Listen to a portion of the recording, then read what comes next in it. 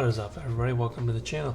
Today we are doing our hero ranking for Spider-Man Miles Morales. Now please, I need to update this, if you have not checked it out,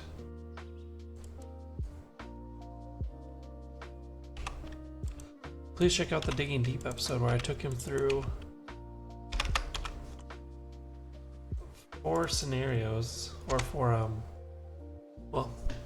scenarios through the Sinister Six, each with all 4 aspects. I don't have Deadpool yet, so I'm not gonna do that one. I don't know if I will when I do get it. Let's see. Regardless, let's jump into it. So hero, whereas hero, I put hero as a 4. Here's a 222, hand size 5, hit points 9. Where the 4 comes in, 222 is pretty good, just average stat right there. Like it. But what it comes to is his 2 abilities. He has 2 abilities, and each do 2 different things. Deal 2 damage to an enemy and stun the enemy. Give Spider-Man a tough status card and confuse an enemy. Both great, and I think it works well with what his hero cards are going for. Moving on to alter ego action. That is, put that as a 3.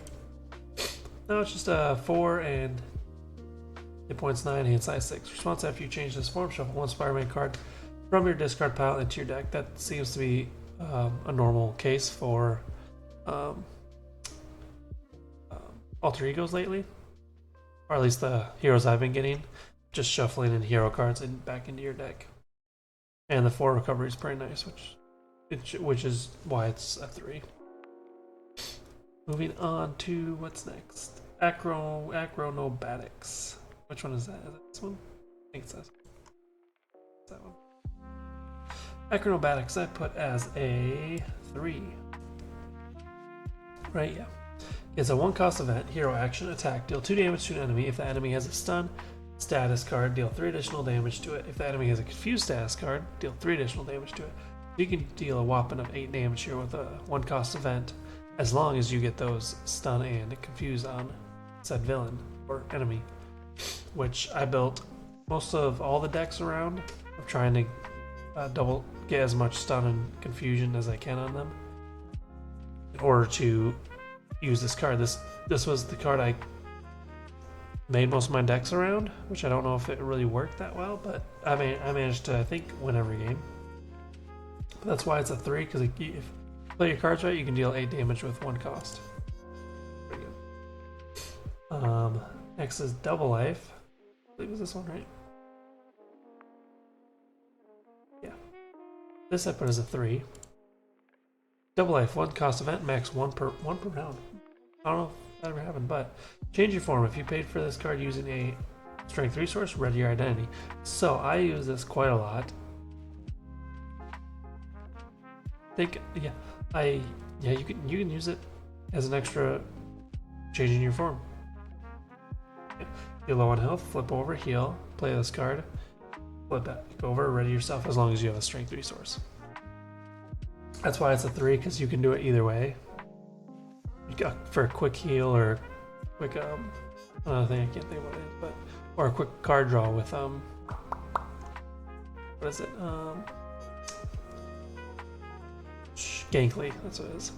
Gankly, flip over, heal, draw a card with Gankly, and then do Double Life to flip back.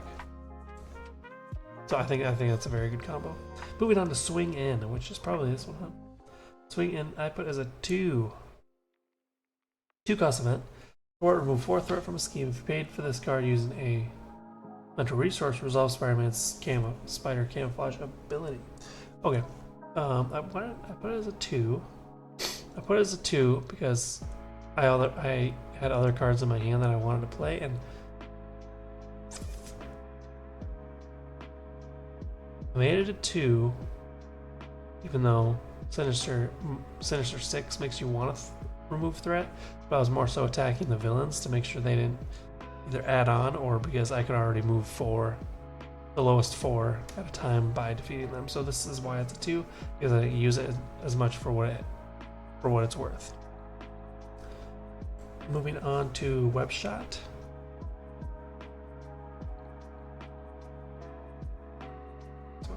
Web Shot is a 4. 2-cost event, attack, deal 4 damage to an enemy if you paid for this card using a energy resource. Resolve Spider-Man's Venom Blast ability. I put it as a 4 because this is, like I said for the last card, I went for taking down the villains as fast as I could.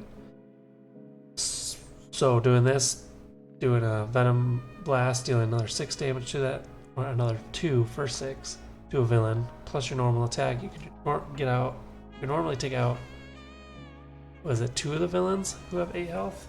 I think one of them has 7. So you could take out half of the villains with this one card if you play it right. So for this scenario, this was a really big one. This was top 4 here. Not top 4, it was up in 4. Next is Gankly. Gankly I put as a 2. Even though when paired with Double Life, I think it works very well. But exhaust Gankly, draw 1 card. If you are in hero form, choose and discard 1 card from your hand. So you can draw a card, hero or non-hero. You should have to discard one in hero form. It's not a horrible card. Not a horrible card, but it was one that I never looked to put out. That was in my hand, unless it was the only thing I could. Moving on to Jefferson Davis. Jefferson Davis is actually a 0. I haven't found anybody who's actually liked the Jefferson Davis card. Like, it's 2-cost support. Exhaust Jefferson Davis in Alter Ego action. Remove 1 threat from the scheme with the least threat. So if it was maybe a 1-cost support, I would play it more often. But I feel like it needs to be bumped up for like remove 2 threat from the scheme with the least threat, or 2 threat from the most, maybe? I don't know. But I don't know, I could never find myself playing it. I may have played it once, that's about it. But it's if I could play it just to thin my deck, I guess, to get the better cards. Anywho, power within. I put it as a 2. 1-cost upgrade. After your hero uses a basic power, discard power within, resolve Spider-Man's Venom Blast ability. Now, I'm not a big fan of the upgrades that you have to discard after using. I understand why, because otherwise you would just spam Venom Blast if this just stayed out on the field constantly. But I did use it when I could afford to put it out there. And it was very nice, especially having power within and the next card, defense mechanism out at the same time, and you attack and then play both of them, and then that gives you the opportunity to play Arachnobatics. So I mean, they're good cards when they're paired up nicely with each other and Arachnobatics. That's why that's a 2, and that's why defense mechanism is also a 2, basically for the same stuff. Except that this time after you use a basic power, discard this to do Spider Camouflage. Basically adds a confusion, just like this one does a stun, and then Arachnobatics to possibly knock it out if you can play all 4. Or it's a hero response, you don't have to do it. You can wait until you have Arachnobatics. That's something I didn't think about.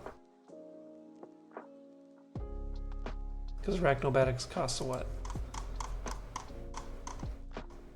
1? Oh yeah. Oh yeah, you could just leave these out there until you can use them. And then Web Shooters is going to be a 3. Which, just like the normal Spider-Man, 1-cost upgrade uses 3 web counters. Exhaust Web Shooter, remove 1 web counter from it, generate a wild resource. Which is great, you'll always want to play it because it comes with 3 extra resources you can use for your next few turns. You have both of them out there, you have a crap ton of resources you can use. Easy enough. That's 3. So overall rating from all the cards here is a 7 out of 10. Surprisingly, maybe not with the way I do my math to get 7 out of 10, Spider-Man Miles Morales got the exact same mathematics in my head that Spider-Man Peter Parker did, which I thought was very funny and kind of cool at the same time. But regardless, let me know in the comments what you think of Spider-Man's hero cards, all 15, and his hero and alter ego cards. Which one you think is the best in his hero card deck, which one you would work around with. I think next time I'm gonna keep playing around Arachnobatics, especially since I just thought of Power Within Defense Mechanism. But I had a great time playing with it, and I can't wait to play with it more. Alright, y'all have a good evening. Deuces.